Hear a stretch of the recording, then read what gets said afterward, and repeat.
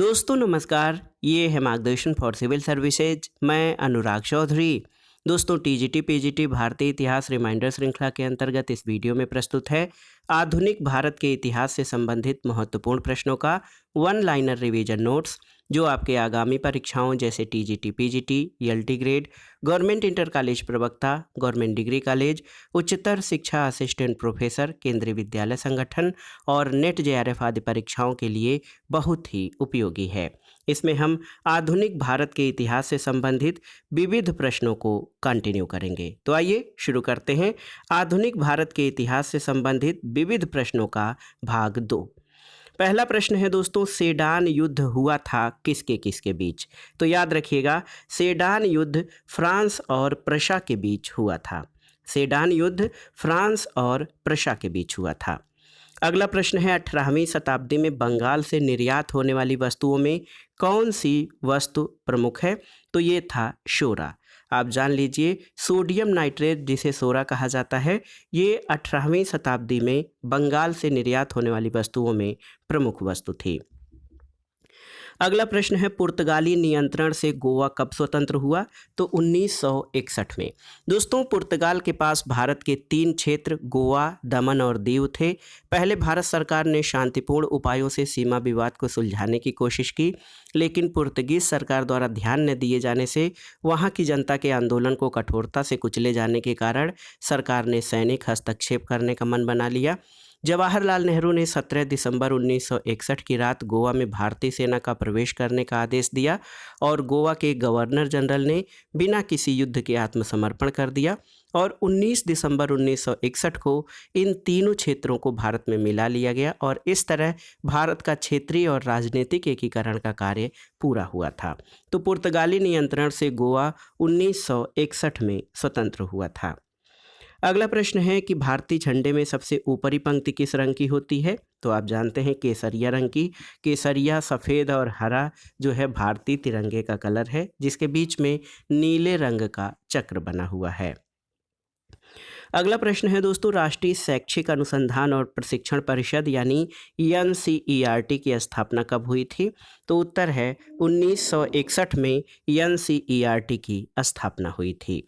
अगला प्रश्न है, राजगोपालाचारी योजना के बारे में सही कथन क्या है? तो आप जान लीजिए कि राजगोपालाचारी योजना का अनेक कांग्रेस जनों ने विरोध किया था।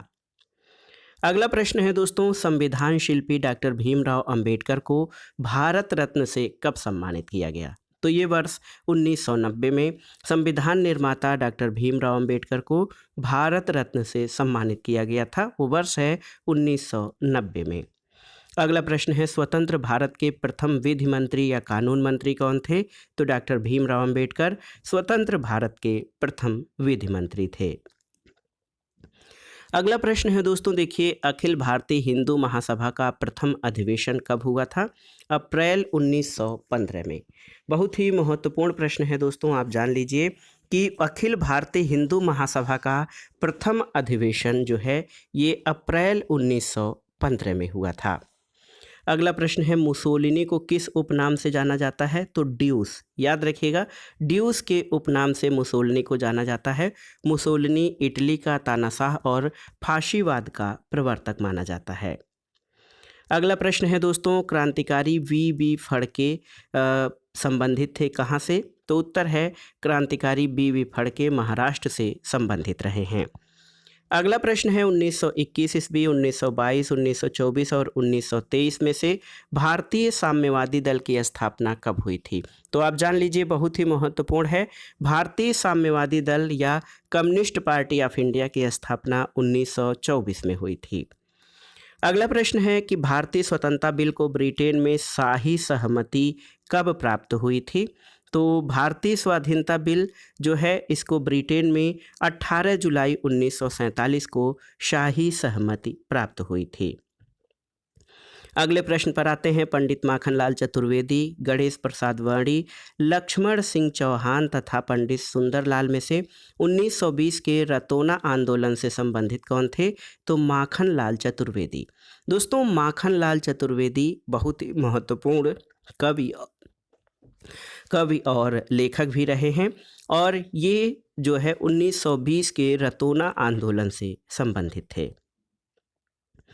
अगले प्रश्न पर आते हैं दोस्तों। राजद्रोह से संबंधित कुख्यात धारा 124 ए को एक्ट 27 द्वारा भारतीय दंड संहिता में कब समाविष्ट किया गया था? तो उत्तर है 1870 में।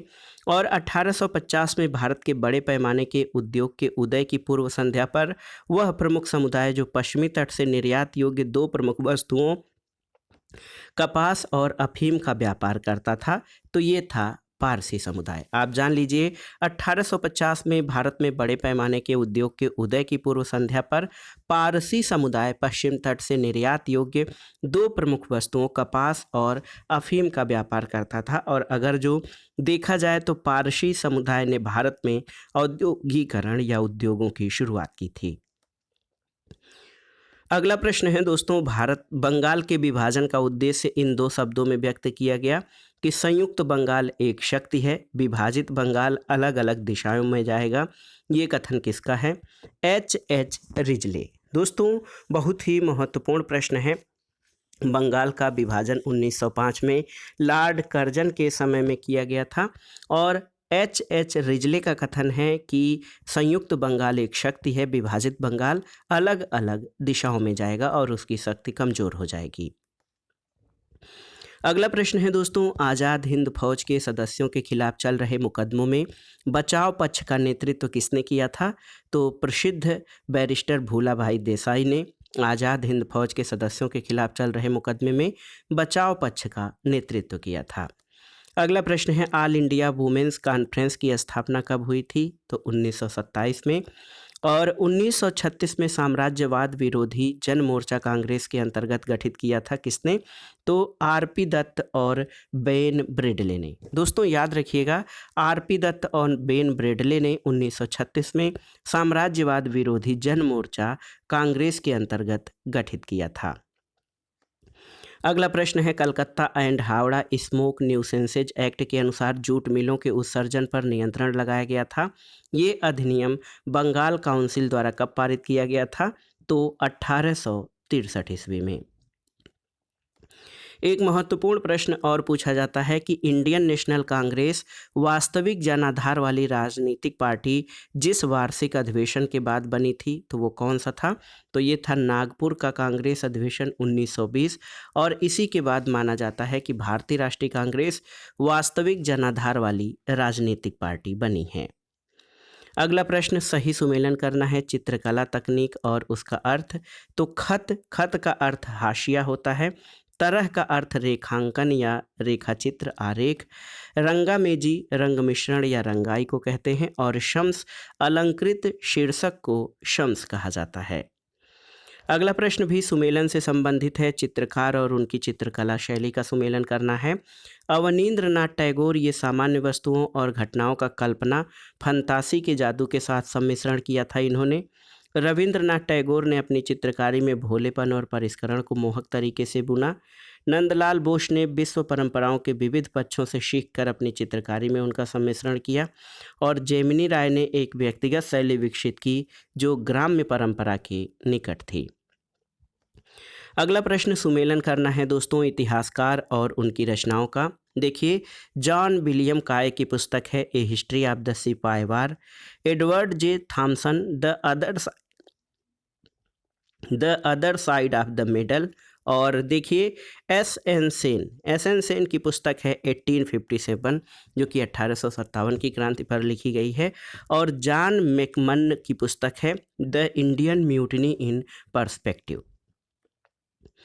अगला प्रश्न है अधिनियमों का उनके अधिनियम की तिथि के अनुसार कालानुक्रम क्या है? तो आप देखिए, registration of press act 11th, उसके बाद an act for the better control of publication in orientation language, the official secret act और लास्ट में आया द इंडियन प्रेस एक्ट यानी इमरजेंसी पावर्स। अगला प्रश्न है संगठनों की स्थापना का कालानुक्रम आपको बताना है। Poona Sarvajanik Sabha, Indian association of Lahore, Allahabad people's association और Rajahmundry social reform association, Madras Mahajan Sabha. और इसमें मैं इन संगठनों का जो ईयर है स्थापना का वो नहीं बता रहा हूँ। कमेंट बॉक्स में आप लोग सर्च करके इसको बताइएगा ताकि आपको याद हो जाए। अगला प्रश्न कथन और कारण से संबंधित है। कथन है कि औपनिवेशिक विज्ञान उपनिवेशवाद के समग्र ताने बाने के साथ अभिन्न रूप से गुथा हुआ था। कारण है कि औपनिवेशिकता विज्ञान बहुत अस्पष्टता के साथ नहीं आया। सार्वभौमिकता और विज्ञान की उपादेयता के दावों ने इसकी पहचान को धुंधला कर दिया था। तो उत्तर है दोस्तों, ए और आर दोनों सही हैं और आर ए की सही व्याख्या करता है। अगला प्रश्न सही सुमेलन करना है। देखिए, सुरेंद्र नाथ बनर्जी की पुस्तक है a nation in making. Theodore L Shay की पुस्तक है the legacy of the Lokmanya. Subhash Chandra Bose ने द इंडियन स्ट्रगल 1935 से 1942 लिखा। और शाहनवाज खान की पुस्तक है माई मेमोरीज ऑफ INA यानी Indian national army and its Netaji. तो एक बार फिर से देखते हैं। सुरेंद्र नाथ बनर्जी की पुस्तक है a nation in making. Theodore L Shay की the legacy of the Lokmanya. Subhash Chandra Bose की द इंडियन स्ट्रगल। और शाहनवाज खान की my memories of INA and its Netaji. अगला प्रश्न है खेड़ा सत्याग्रह, रॉलेटविल विरुद्ध सत्याग्रह, महाद मीठा जलाशय सत्याग्रह और वायकोम सत्याग्रह में से गांधी जी कहाँ से संबंधित नहीं थे? तो महाद मीठा जलाशय सत्याग्रह से गांधी जी का संबंध नहीं था। अगला प्रश्न है, एक कथन है कि मैं चाहता हूं कि अलग अलग रेजिमेंटों में भिन्न और प्रतिस्पर्धी भावना रहे ताकि आवश्यकता पड़ने पर सिख हिंदू पर और गोरखा उन दोनों पर बिना हिचक के गोली दाग सके। ये कथन किसका है? तो ये चार्ल्स वुड का कथन है। और देखिए ये किस तरह से भारतीयों को आपस में लड़ाने की नीति पर ब्रिटिश काम करते थे। ये कथन उसका साक्षी है कि मैं चाहता हूँ अलग अलग रेजिमेंटों में भिन्न और प्रतिस्पर्धी भावना रहे ताकि आवश्यकता पड़ने पर सिख हिंदू पर और गोरखा उन दोनों पर बिना हिचक के गोली दाग सके। अगला प्रश्न सुमेलन करना है नाटककार और नाटक का। देखिए, धर्मवीर भारती का नाटक है अंधा युग, विजय तेंदुलकर का घाशीराम कोतवाल, गिरीश कर्नाड का है वदन और हबीब तनवीर का आगरा बाजार। तो ये बहुत ही महत्वपूर्ण नाटक है हिंदी साहित्य के। अगला प्रश्न है दोस्तों सुमेलन करना है माइकल फूको, इनकी पुस्तक है द आर्कियोलॉजी ऑफ नॉलेज, ये संरचनावाद के विचारक हैं। एडवर्ड सईद की पुस्तक है agriculture and imperialism. Hayden white ने मेटा हिस्ट्री नामक पुस्तक लिखी है। और मार्क ब्लॉक की पुस्तक है हिस्टोरियन क्राफ्ट। तो ये बहुत ही महत्वपूर्ण सुमेलन है। अगला प्रश्न है दोस्तों इतिहास का कार्य अतीत का मूल्यांकन करना और भावी युगों के लाभार्थ वर्तमान का अनुदेश करना है। इतिहास की उपर्युक्त परिभाषा किसने दी है? तो ये GP गूच। एक बार फिर से देखिए, GP गूच ने इतिहास को परिभाषित करते हुए कहा है कि इतिहास का कार्य अतीत का मूल्यांकन करना और भावी युगों के लाभार्थ वर्तमान का अनुदेशन करना है।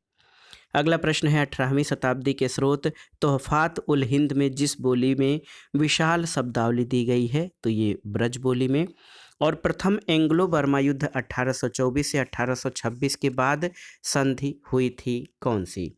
तो आप जान लीजिए दोस्तों, प्रथम आंग्ल बर्मा युद्ध 1824 से 26 के बाद यांडूब की या यांडबू की संधि हुई थी। अगले प्रश्न पर आते हैं। ब्रिटिश भारत के इतिहास में मैसूर को उसके पुराने शासक परिवार को वापस सौंपा जाना एक अद्वितीय घटना थी। इसे किसने अंजाम दिया था? तो मार्किस ऑफ रिपन ने ब्रिटिश भारत के इतिहास में मैसूर को उसके पुराने शासक परिवार को जो है सौंपा गया और ये एक अद्वितीय घटना थी। इसे मार्किस ऑफ रिपन ने अंजाम दिया था। अगला प्रश्न है 1946-47 के दौरान हैदराबाद का निजाम कौन था? तो याद रखिएगा मीर उस्मान अली 1946-47 के दौरान हैदराबाद का निजाम था। अगला प्रश्न है इस बहस का अभी अंत नहीं हुआ है कि ब्रिटिश शासन के अधीन भारतीय अर्थव्यवस्था का अभिलक्षण विकास या गतिरोध था या उत्तरोत्तर गरीबी बढ़ी थी। इस बहस के अनिर्णीत चरित्र का प्रमुख कारण क्या है? तो ये है कि संबंधित गुणात्मक आंकड़े अपर्याप्त हैं। इसी कारण इस बात पर कोई स्पष्ट अभिमत नहीं दिया जा सकता है कि ब्रिटिश शासन के दौरान भारतीय अर्थव्यवस्था का अभिलक्षण विकास या गतिरोध था या उत्तरोत्तर गरीबी बढ़ी थी। अगला प्रश्न है दोस्तों, वह ब्रिटिश अधिकारी जिसने उत्तर भारत में व्याप्त अनिश्चित भू संपत्ति की स्थितियों के बारे में लिखा कि इस क्षेत्र की भूधारक संपत्ति एक अत्यधिक व्यापक और दुखद क्रांति से ग्रस्त हो चुकी है, तो ये हाल्ट मैकेंजी का कथन है। हाल्ट मैकेंजी ने उत्तर भारत में व्याप्त अनिश्चित भू संपत्ति की स्थितियों के बारे में लिखा था कि इस क्षेत्र की भूधारक संपत्ति एक अत्यधिक व्यापक और दुखद क्रांति से ग्रस्त हो चुकी है। अगला प्रश्न है, वह मुसलमान विचारक जिसने भारत में उलेमाओं के स्वतंत्रता के संघर्ष के लिए भारतीय राष्ट्रीय कांग्रेस के साथ सहयोग करने के लिए तैयार किया, तो ये थे जमाल अल दीन अफ़गानी। ये बहुत ही महत्वपूर्ण व्यक्तित्व थे और विचारक थे। इन्होंने भारत में उलेमाओं को स्वतंत्रता संघर्ष के लिए भारतीय राष्ट्रीय कांग्रेस के साथ सहयोग करने को तैयार किया था। अगला प्रश्न है, सुमेलन करना है राष्ट्रवादी महिला और उनके कार्यकलाप का। सरोजनी नायडू ने दोस्तों धरसाना में नमक सत्याग्रह का नेतृत्व किया था। उषा मेहता ने भारत छोड़ो आंदोलन के दौरान भूमिगत रूप से गुप्त रेडियो ट्रांसमीटर का संचालन किया था। अरुणा आसफ अली भूमिगत आंदोलन की प्रमुख नेता थी भारत छोड़ो आंदोलन के दौरान, और डॉक्टर लक्ष्मी स्वामीनाथन ये आज़ाद हिंद फौज में शामिल हुई थीं। अगला प्रश्न है, द्वितीय पंचवर्षीय योजना जिसका लक्ष्य राज्य की प्रमुख भूमिका के अंतर्गत त्वरित आर्थिक विकास था, इसे किस नाम से जाना जाता है, तो इसे पीसी महालनोबिस योजना या प्रशांत चंद महालनोबिस योजना के नाम से जाना जाता है। और द्वितीय पंचवर्षीय योजना प्रशांत चंद महालनोबिस योजना पर आधारित थी। अगला प्रश्न है, सुमेलन करना है लेखक और उनकी द्वारा लिखी गई पुस्तकों का। के.आर. कानूनगो की पुस्तक है हिस्ट्री ऑफ द जाट्स, रघुवीर की सिंह की मालवा इन ट्रांजिशन, जे.डी. कनिंघम की पुस्तक है हिस्ट्री ऑफ द सिख, और जेम्स ग्रांट डंफ की पुस्तक है हिस्ट्री ऑफ द मराठाज। अगला प्रश्न है दोस्तों, 19वीं शताब्दी के 60 के दशक के प्रारंभिक वर्षों में वह प्रांत जिसने निजी कंपनियों को निवेश पर निश्चित लाभ उपलब्ध कराए जाने के आधार पर सिंचाई नहरों को बनाए जाने का कदम उठाया, तो ये मद्रास था। और देखिए, पुरुषोत्तम ठाकुरदास, ए.डी. श्राफ, अम्बालाल साराभाई और बालचंद हीराचंद में से वे उद्योगपति जो 1936 के बॉम्बे घोषणा पत्र के हस्ताक्षर करता थे, तो पुरुषोत्तम ठाकुरदास और बालचंद हीराचंद ने 1936 में बॉम्बे डिक्लेरेशन पर हस्ताक्षर किया था। अगला प्रश्न है, हैदर अली और टीपू सुल्तान के बारे में मूल्यांकन है। हैदर एक सुधारशील राजा था और उसने कुछ नव प्रवर्तन प्रदर्शित किए। टीपू एक नव प्रवर्तनशील राजा था और उसने कोई सुधार प्रदर्शित नहीं किए। ये मार्क ब्लिक्स का कथन है। अगला प्रश्न है दोस्तों, वह रियासती शासक जिसने एने महोदय द्वारा अंग्रेजों के प्रति सर्वाधिक वफादारी रहने वाला कहा गया, क्योंकि उन्होंने खुलकर यह घोषणा की कि अंग्रेजों के लिए भारत को सुरक्षित रखें, ये सिंधियाओं ने दोस्तों अंग्रेजों के प्रति सर्वाधिक वफादारी रखी और सिंधिया ने खुलकर ये घोषणा की कि अंग्रेजों के लिए भारत को सुरक्षित रखें।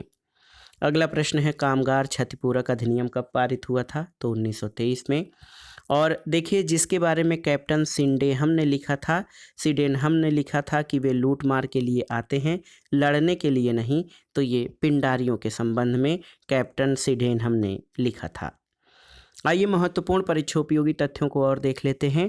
इस मत का समर्थन नहीं किया कि भारत में संरक्षण प्राप्त नरेश मात्र ब्रिटिश ताज के सामंत थे, तो सर विलियम ली वार्नर ने इस मत का समर्थन नहीं किया था कि भारत में संरक्षण प्राप्त नरेश मात्र ब्रिटिश ताज के सामंत थे। अगला प्रश्न है, 1932 के ओटावा व्यापार समझौते की यह कहकर निंदा की कि इससे भारत के अधिक विस्तृत हितों की हत्या हुई, तो पंडित जवाहरलाल नेहरू ने। और society for translating European science, देखिए बहुत ही महत्वपूर्ण है। Society for translating European science की स्थापना कब हुई थी, तो 1825 में कोलकाता में। अगला प्रश्न है दोस्तों, जापानी वस्तुओं का इस्तेमाल छोड़ने का प्रस्ताव राष्ट्रीय कांग्रेस ने पारित किया और इसके लिए भारतीयों से अपील कब की गई थी, तो 1937 में। और देखिए, एक बहुत ही महत्वपूर्ण कथन है कि वे चाहे खुद को मुसलमान, हिंदू या कुछ भी बताते हों, जब वे बर्बर होकर निर्मम हत्याएं करते हैं तो उसे असहाय भाव से देखने की जगह मैं सर्वशक्तिमान से प्रार्थना करूंगा कि वह मुझे इस दुख भरी दुनिया से ले जाएं। ये पंक्तियां किसकी हैं, तो ये महात्मा गांधी की पंक्तियां हैं। अगला प्रश्न है भाषाई आधार पर प्रांतों के पुनः वितरण को राष्ट्रीयता की हत्या के समान किसने बताया था? तो याद रखिएगा, सरदार वल्लभ भाई पटेल भाषाई आधार पर प्रांतों के पुनर्गठन के पक्षधर नहीं थे, उन्होंने इसे राष्ट्रीयता की हत्या बताया था। अगला प्रश्न है फ़ख्र ए अफ़गान की उपाधि मिली थी किसको? तो खान अब्दुल गफ्फार खां को। और देखिए अगला प्रश्न यहाँ पर सही सुमेलन करना है। साहित्यिक लेखक और उनके लेखन की भाषा, राधानाथ रे ने उड़िया भाषा में, अब इसको ओडिया कहा जाता है। सुब्रमण्यम भारती ने तमिल भाषा में, भाई वीर सिंह ने पंजाबी में और केरल वर्मा ने मलयालम भाषा में अपने साहित्य की रचना की है। अगला प्रश्न सही सुमेलन करना है लेखक और उनकी पुस्तकों का। A.L. बाशम की पुस्तक है the wonder that was India, ये प्राचीन भारत पर बहुत ही महत्वपूर्ण पुस्तक मानी जाती है। D.D. कौशाम्बी की पुस्तक है an introduction to the study of Indian history. K.P. Jayaswal की हिंदू पॉलिटी और R.G. भंडारकर की पुस्तक है early history of the Deccan. अगला प्रश्न है दोस्तों, भारत में पैर से चलाने वाले करघे यानी ट्रेडल्स का वर्णन पहली बार मिलता है कब? तो 1468 से 69 में। और 1442-43 में मांडू में अस्पताल बनवाया गया और ये निर्देश दिया गया कि वहाँ इस्लामी और ब्राह्मणी दोनों तरह के चिकित्सकों की सिफारिश के मुताबिक दवाएं मंगाई जाएं। तो ये सुल्तान महमूद खिलजी ने, दोस्तों सुल्तान महमूद खिलजी ने एक अस्पताल बनवाया था और वहाँ इस्लामी और ब्राह्मणी दोनों तरह के चिकित्सकों की सिफारिश के मुताबिक दवाएं मंगाए जाने का आदेश दिया था। अगला प्रश्न है सही सुमेलन करना है। इंडियन इंडिपेंडेंस कमेटी बर्लिन में स्थापित हुई थी, पैन आर्यन सोसाइटी न्यूयॉर्क में, Indian home rule society London में और युगांतर आश्रम सैन फ्रांसिस्को में। अगला प्रश्न है दोस्तों, हर सच्चा इतिहासकार समकालीन इतिहास होता है। तो हर सच्चा इतिहास समकालीन इतिहास होता है, ये कथन किसका है? तो ये बेनिडिटो क्रोसे का कथन है। अगला प्रश्न है अरकान के इतिवृत्तों के अनुसार प्रथम भारतीय राजवंश की स्थापना की थी। तो वाराणसी के एक राजकुमार ने प्रथम भारतीय राजवंश की स्थापना की थी, ये अरकान के इतिवृत्तों से पता चलता है। अगला प्रश्न है दक्षिण पूर्व एशिया में कई राज्यों के संस्कृत अभिलेखों में भारतीय संवत का उल्लेख हुआ है। तो ये किस संवत का? शक संवत का। स्त्री शिक्षा को प्रोत्साहित करने के लिए भारत स्त्री महामंडल की स्थापना किसने की थी? तो सरला देवी चौधरानी ने। अगला प्रश्न है वह भारतीय क्रांतिकारी जिसने 1909 में लंदन के इंपीरियल इंस्टीट्यूट में सर कर्जन वाइली की हत्या की थी। तो मदन लाल धिंगरा ने। मदन लाल धिंगरा ने दोस्तों लंदन में इंपीरियल इंस्टीट्यूट में कर्जन वाइली की हत्या की थी और ये जलियांवाला बाग हत्याकांड के समय कर्नल कर्जन वाइली जो है मदन लाल ढींगरा का संबंध जो है उससे मदन लाल ढींगरा ने लंदन के इंपीरियल इंस्टीट्यूट में कर्जन वाइली की गोली मारकर हत्या की थी। अगला प्रश्न है वह हिंदू मुस्लिम एकता की प्रबल समर्थक थीं जिन्होंने कांग्रेस और मुस्लिम लीग को साथ लाने के लिए अथक प्रयास किए और मुस्लिम लीग के अनेक अधिवेशनों को संबोधित किया। तो सरोजनी नायडू। अगला प्रश्न है आज़ादी का कवि और तमिल साहित्य में पुनर्जागरण का कवि किसे कहा जाता है? सी सुब्रमण्यम भारती को। और दोस्तों रेडिकल डेमोक्रेटिक पार्टी, देखिए बहुत ही महत्वपूर्ण है, रेडिकल डेमोक्रेटिक पार्टी की स्थापना किसने की और क्रांतिकारी मानवतावाद का समर्थन किसने किया था? तो ये थे मानवेंद्र नाथ राय, जिनको शार्ट में MN राय या नव मानवतावादी कहा जाता है। ये उग्र मानवतावादी विचारक हैं और भारत में जो है प्रथम साम्यवादी विचारकों में से एक रहे हैं। इन्होंने रेडिकल डेमोक्रेटिक पार्टी की स्थापना की थी। महायुद्ध में भारत का सहयोग सुनिश्चित करने के लिए अगस्ट ऑफर प्रस्तुत किया था किसने? तो वायसराय लॉर्ड लिनलिथगो ने। भूमिपुत्रवाद का सिद्धांत किससे संबंधित है? तो आप जान लीजिए दोस्तों, भूमिपुत्रवाद का जो संबंध है वो क्षेत्रवाद से संबंधित है। क्षेत्रवाद में ये धारणा मानी जाती है कि जो जहाँ का पैदा हुआ है वहीं पर रहे और उसके अलावा जो बाहर के लोग हैं वहाँ से संबंधित नहीं है, वो विदेशी हैं और ये एक क्षेत्र को दूसरे क्षेत्र से श्रेष्ठ मानने की धारणा है। अगला प्रश्न है इतिहास वर्तमान और अतीत के बीच होने वाला अंतहीन संवाद है, ये कथन किसका है? तो अंतर्राष्ट्रीय संबंधों के महत्वपूर्ण विचारक और यथार्थवादी चिंतक E.H. कार ने कहा है कि इतिहास वर्तमान और अतीत के बीच होने वाला अंतहीन संवाद है। अगला प्रश्न है 1884 से 88 में एक 22 वर्षीय हिंदू महिला को उसका पति बम्बई हाई कोर्ट में ले गया। उस केस का नाम क्या था? तो ये था रुक्माबाई दादाजी केस। अगला प्रश्न है स्वामी श्रद्धानंद ने हरिद्वार में गुरुकुल कांगड़ी की स्थापना की थी। तो कब? 1902 में। और ये दोस्तों भारतीय और पाश्चात्य शिक्षा के विरोध में आप देख सकते हैं। स्वामी श्रद्धानंद ने कुल मिलाकर जो अपने यहाँ की प्राचीन भारतीय शिक्षा पद्धति, वैदिक शिक्षा पद्धति है, उसमें सुधार के लिए हरिद्वार में गुरुकुल कांगड़ी की स्थापना 1902 में की थी। अगला प्रश्न है लाला लाजपत राय और अजीत सिंह को देश निकाला दिया गया था कब? तो 1907 में। और 1922 में मुलशी डैम सत्याग्रह का नेतृत्व किसने किया था? तो याद रखिएगा, PM वापट ने मुलशी डैम सत्याग्रह का नेतृत्व किया था। अगला प्रश्न है दोस्तों प्रधानमंत्री नेहरू द्वारा राज्य पुनर्गठन आयोग की स्थापना कब की गई थी? तो 1953 में राज्य पुनर्गठन आयोग की स्थापना प्रधानमंत्री नेहरू के द्वारा की गई थी। अगला प्रश्न है बंगाल, मालवा, गुजरात, दक्कन में से वह स्थल जहां पर ऐसा स्कूल विकसित हुआ कि मिफ्ताह उल फुजाला जैसे शब्दकोश के साथ अन्य पांडुलिपियों का प्रचुर मात्रा में चित्रांकन किया गया?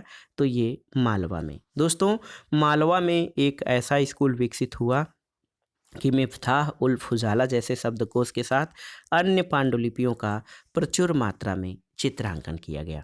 तो दोस्तों ये था आज का video. TGT PGT LT grade, GIC प्रवक्ता, GDC assistant professor, government degree college, केंद्रीय विद्यालय संगठन, नेट JRF और विभिन्न परीक्षाओं के सामान्य अध्ययन के आधुनिक भारत खंड के लिए भारतीय इतिहास के महत्वपूर्ण प्रश्नों का वन लाइनर रिवीजन नोट्स। बीच में आपसे एक प्रश्न भी पूछा गया है, सन बताना है विभिन्न घटनाओं का, तो आप कमेंट बॉक्स में उसको ज़रूर बताइएगा। वीडियो को लाइक करें, शेयर करें और इस चैनल मार्गदर्शन फॉर सिविल सर्विसेज को सब्सक्राइब करें। वीडियो देखने के लिए धन्यवाद दोस्तों। नमस्कार।